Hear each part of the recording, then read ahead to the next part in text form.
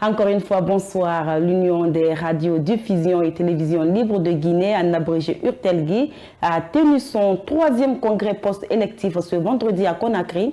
L'objectif de cette réunion consistait à défendre l'intérêt personnel de la presse guinéenne. Au cours de cette assemblée, place était également à l'installation du bureau pour l'avantage de l'URTELGUI, Bintou Touré et Alassane Simankan pour le compte rendu. Créée depuis 2009, l'Union des radiodiffusions et télévisions libres de Guinée a tenu son 3e congrès électif ce vendredi. Cette rencontre visant à renouveler les instances dirigeantes de l'URTELGUI vise notamment à défendre l'intérêt personnel de la presse guinéenne. Au cours de cette assemblée, Aboubacar Kamara a été réélu comme président de l'URTELGUI.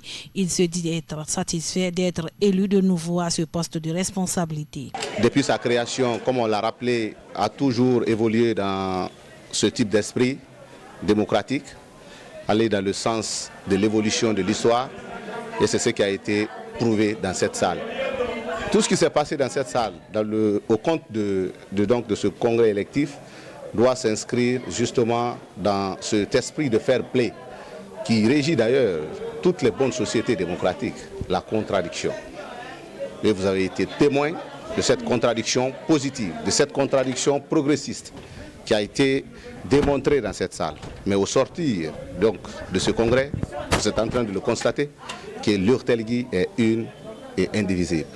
Ça voudrait dire que c'est des messages de félicitations qui doivent être adressés à l'ensemble des promoteurs de radio et télévision privées qui ont bien voulu aujourd'hui encore renouveler leur confiance à ma modeste personne ainsi qu'aux autres membres du bureau exécutif qui ont été promus aux différents postes de responsabilité. Prenant la parole, le commissaire de la Haute Autorité de la Communication a félicité l'URTELGUI pour l'union et la solidarité entre les membres qui la composent. Il y a quand même lieu de féliciter l'URTELGUI et tous ses membres.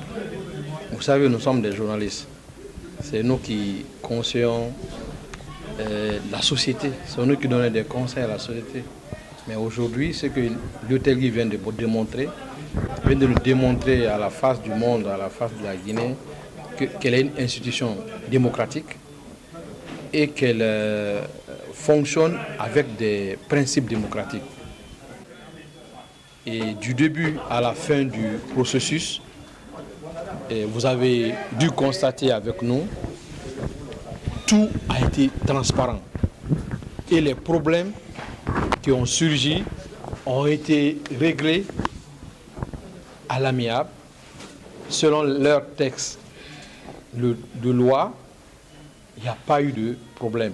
Venu représenter le ministère de l'Information et de la Communication, ce cadre s'est félicité de la transparence de cette élection, tout en soutenant poursuivre la collaboration existante entre ce ministère et les institutions représentatives des médias privés. Au nom du ministère de l'Information et de la Communication, nous félicitons l'URTELGUI qui a su respecter une tradition qui consiste à renouveler ses instances dirigeantes. Donc nous avons assisté à une élection transparente, démocratique et inclusive qui a permis de voir de nouvelles personnalités venir à la tête de cette institution.